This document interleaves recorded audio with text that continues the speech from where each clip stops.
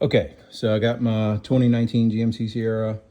It was leaking on the back glass inside of the truck. It's the cracked plastic housing inside. You can see it's totally cracked there. What you have to do, the point is to get this, I guess you call it a spoiler with the brake light in there.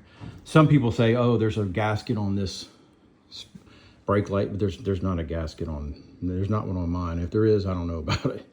As I looked, and there's nothing you can take apart. I took it all, I took the brake light off too. There's 4 little torque pieces, screws rather. And then I siliconed this whole top piece. I'll show you what I used, and I'll show you all my tools real quick.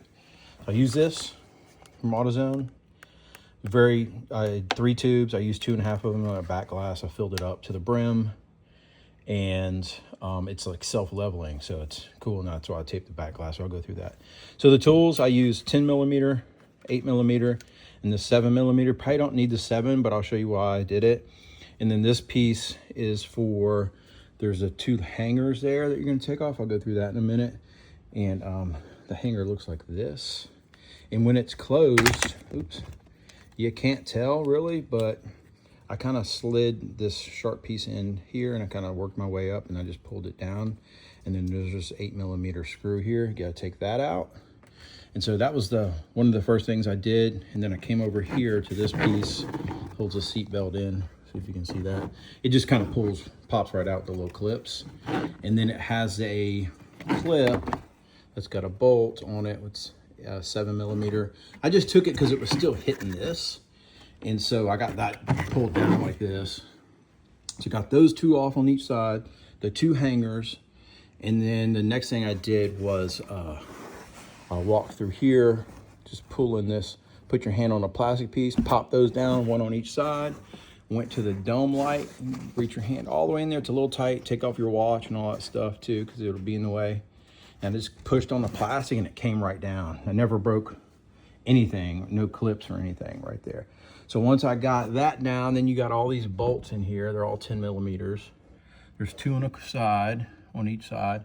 And then there's that 1, 2, I believe, and then there's 1, 2, 3, 4, so 6 on each side.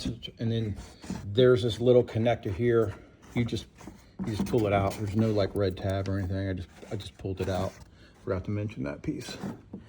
And that's it. So you got the 2 hanger pieces, and so you're gonna have to find something a little like metal and sharp on the end, but you don't want to scratch or anything. So I just kind of slid it on the end like this. See if it's kind of hard to hold my phone at the same time. Anyway, see if I do this. I kind of slid it in the side here, and I worked my way up, and then I just pulled it down, and there's a screw in there. Take that out, and then there's a clip in there too. So I took this one's metal, and I just kind of popped it in there. You can use the plastic ones. I got like this whole kit for Amazon for like 20 bucks. I've been having that. So, and then you get that clip down, and then on the back side, when you get this, I use that other little pry tool, like one of these.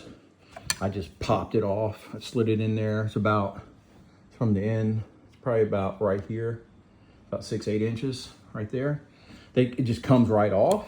And then there's this little clip. So the hardest thing was those 2 hangers that were inside, because I couldn't figure out how to get that hanger off, because it looked like it was so sealed. It didn't even look like it was separated. And then the other thing was this little grommet here. If you don't know about these, well, once you plug it in, this red piece will go all the way down. So yours will be down when you're taking it off.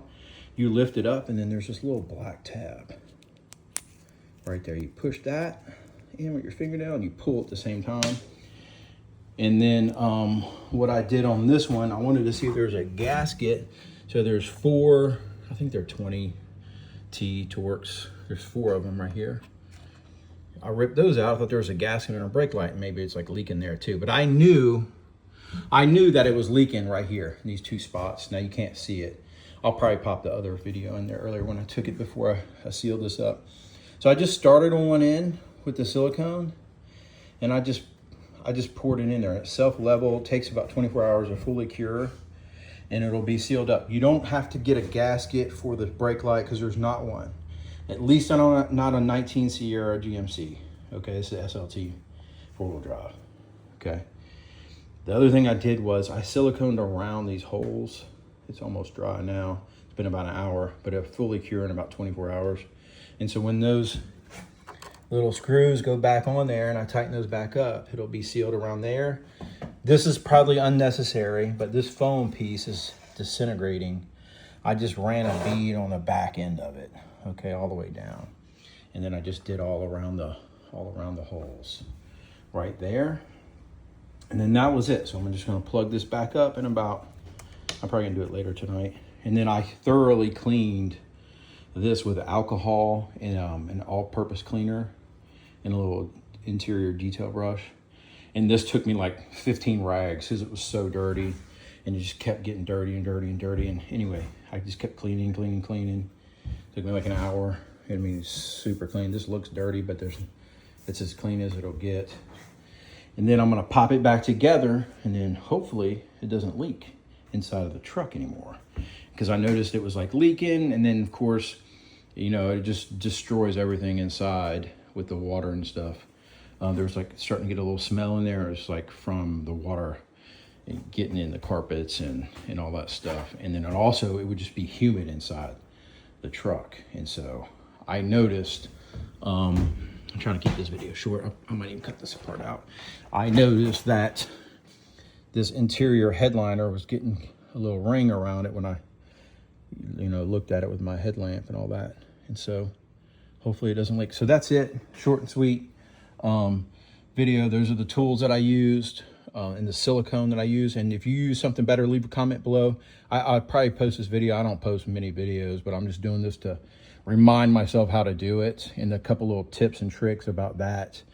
You know, this little torque piece coming down, I mean, this little bolt in the seatbelt piece. And the other thing was the hangers. I couldn't figure out how to get them because it didn't look like it even came apart. But using that little sharp tool helped. 8mm, 10mm, 7mm for this piece there. And then pulling the tabs without breaking them. I didn't break anything.